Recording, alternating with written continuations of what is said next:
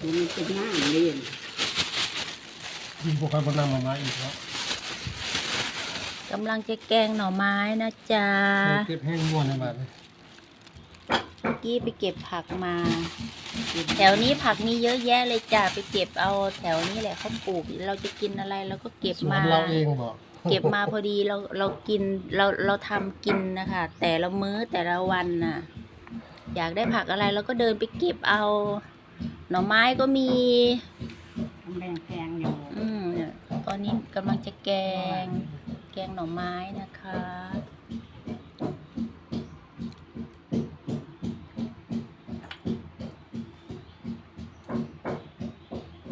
อุ่นเสียงเพิ่นตำควันตำไอ้ข้าวเบื่อบึกอยู่ในครัว